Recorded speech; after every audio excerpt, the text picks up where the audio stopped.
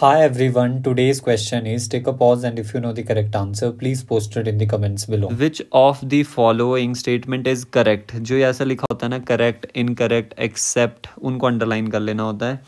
Which of the following statement is correct regarding the process replication in E. coli? Replication के regarding पूछा है, यानी क्या बोल रहे हैं ये, डीएनए से हमें डीएनए ही बनाना है. तो पढ़ते हैं, DNA dependent RNA polymerase replication में तो इन्वॉल्व होगा ही नहीं, डायरेक्टली कैंसिल कर दो.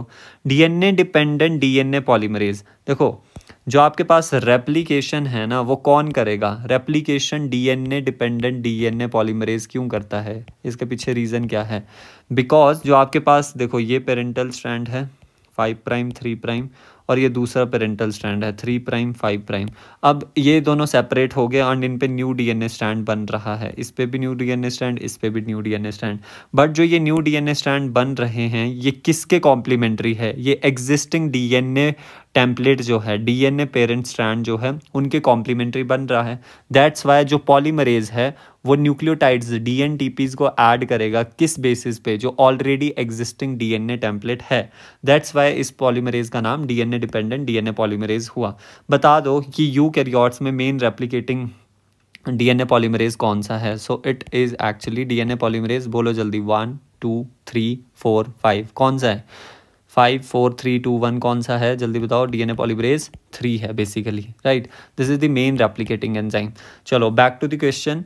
क्या बोला है कि नेक्स्ट में बोला है DNA dependent DNA polymerase catalyses polymerisation in 5 prime to 3 prime direction as well 3 prime. नहीं, DNA polymerase, remember one thing, DNA polymerase जो है always and always new DNA strand को फॉर्म करता है 5 प्राइम टू 3 प्राइम डायरेक्शन. चाहे आपके पास leading strand हो चाहे हमारे पास लैगिंग स्ट्रैंड हो, दोनों के दोनों ये दोनों न्यू स्ट्रैंड्स होते हैं. जो न्यू डीएनए स्ट्रैंड्स होते हैं उन दोनों के ये नाम हैं.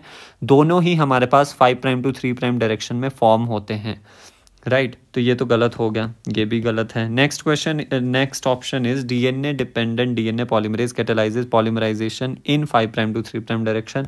This is so true.